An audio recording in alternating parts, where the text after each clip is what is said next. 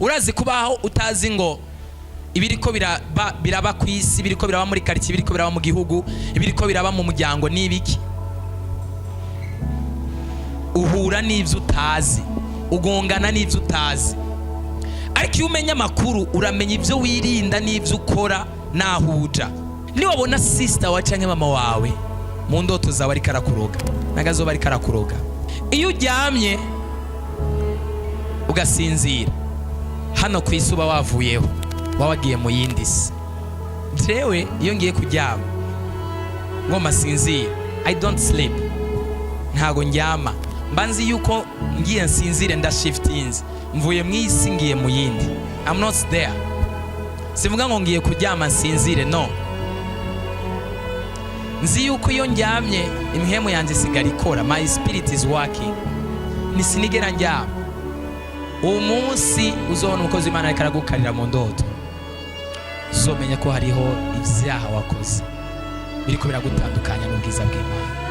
Nza ndabo umuntu ibintu ariko arigira ngo ngo Imana irambona, ngo Imana irambona. Irakubona kandi uzopfa, abadayimoni bakunige bakwice, karande izokwita, ingeso mbi zizokwita, intege nke zizokwita, imizimu izokwita. Hari n'umuntu mushobora kwicarana muri bus ukaca wumva your private part is raising, ibice vyawe vy'ibanga biriko birahungabana, kandi mutanavuganye, atanagukozeko, atanagize n'ikintu na kimwe, just kwicarana vyonyene, just sitting together, are possessed with marine kingdom. Bwami bwo mu mazi bwaramupossessinze ku rugero rutebwo. Muze murabe buriya busore bwose, ambabarire nimba ndabivuze nabi, kunda kwigirisha ibintu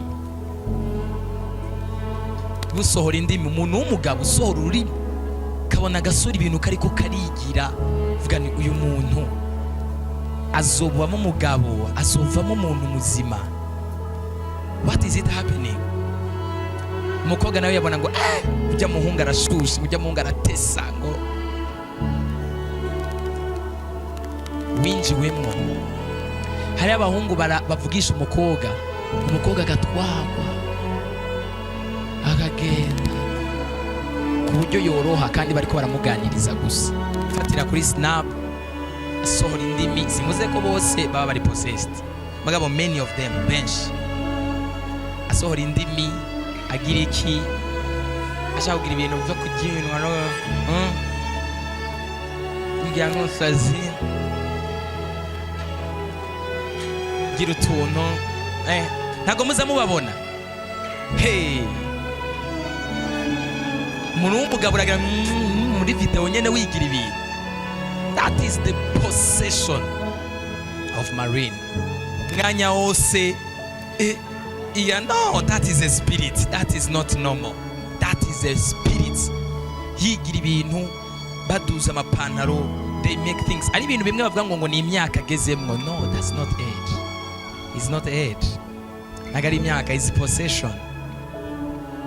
Nene mubona abasaza banse gusaza, baguma bagira utuntu menga n'utuntu abantu bafata nk'utuntu tw'abana, kumbe ari ukuboho baboshwe. Ushobora kuraba ikintu kikakwafecta, ushobora kuraba ikintu kikakwica. Muri novela basomanye neza. Keep on watching.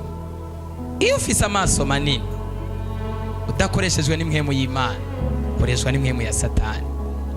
Bari abantu usanga kubona bashaka kuraba icoroshi jisha karyugara, nyine ukabona kari kora gukwega, hari message ari karaguheza mu maso.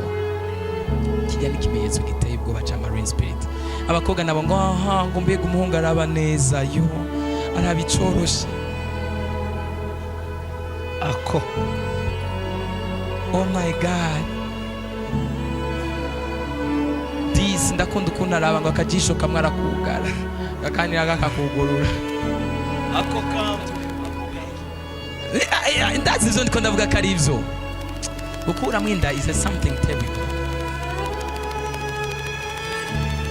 nimba utaragikora Imana ishimwe kandi Imana ikurinde. Mugabo nimba waragikoze urakeneye intercession na deliverance nini.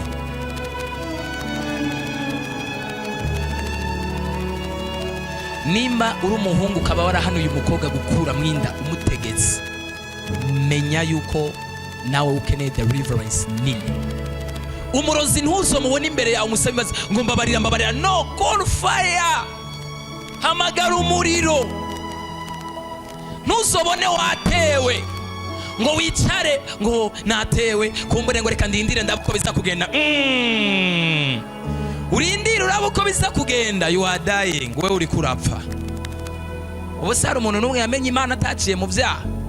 Umva no, naho wowe urinde uba warakoze ibyaha. Naho wowe ukoreshwa Imana ku rugero gute, ugera kuri urwo rugezo hari ibyaha wabanje gucamo. Hari hano bakubwira ngo duza ugeze hejuru. No, sagakiza ni character. Nico gituma dukwiye kugwanya idini. Idini ntabwo rizotuma ukizwa ukurikira Imana, umenya Imana, ahubwo twimike ingabire no gutinya icyaha no gukora kwa Mwemu Yera no gutinya Imana abantu mu nzu y'Imana mu izina rya Yesu.